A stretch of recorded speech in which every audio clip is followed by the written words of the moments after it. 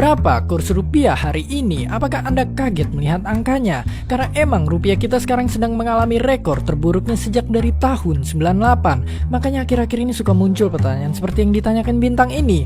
Apa sih sebenarnya penyebab rupiah kita melemah? Apakah itu salah pemerintahan Om Jokowi ataukah itu salah si tukang bakso langganan kita yang akhir-akhir ini sering naikin harganya terus? Secara garis besar, faktor utamanya adalah karena perbaikan ekonomi Amerika Serikat. Singkat cerita, ekonomi Amerika ngalamin krisis dulu pada tahun 2008. Lalu mereka semenjak itu memperbaiki ekonomi mereka dengan berbagai kebijakan, sehingga hasilnya sekarang dolar menguat. Kemudian akibat dolar yang menguat dan beberapa kebijakan Amerika yang akan kita bahas nanti, membuat mata uang negara-negara lain tertekan dan akhirnya melemah. Dan salah satunya adalah rupiah kita. Ya, duit yang biasa kita pakai buat beli bakso. Amerika memperbaiki ekonominya dengan sebuah paket kebijakan yang bahasa ekonomi ribetnya adalah quantitative easing, yang pendeknya adalah menyuntikkan dana stimulus untuk membangkitkan gairah ekonomi mereka dari terpaan krisis.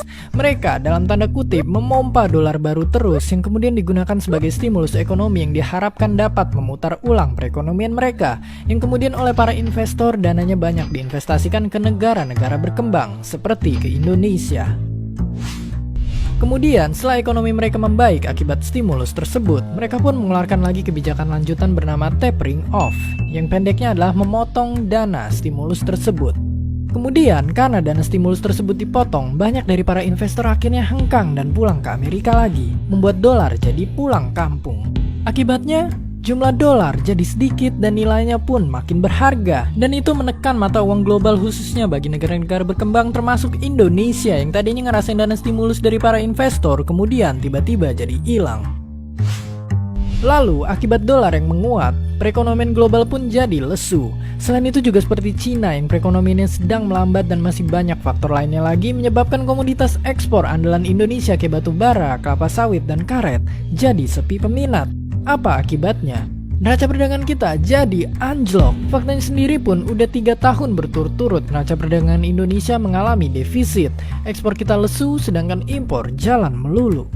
Artinya ya, pendeknya pelemahan ini disebabkan karena perbaikan ekonomi Amerika dan dikontribusikan oleh neraca perdagangan kita. Yang sekarang kita tahu nggak cuma di Indonesia aja, tapi juga melanda banyak negara. Bahkan banyak yang lebih parah dari Indonesia. Tapi tentu saja video ini sangat mensimplifikasi keadaan yang ada dengan tujuan biar mudah dipahamin. Karena sesungguhnya ekonomi adalah ilmu yang ribet. Jadi ya, silahkan baca-baca lagi setelah nonton video ini. Dan jangan salahkan si tukang bakso langganan kita karena ini bukan salah dia. Terima kasih.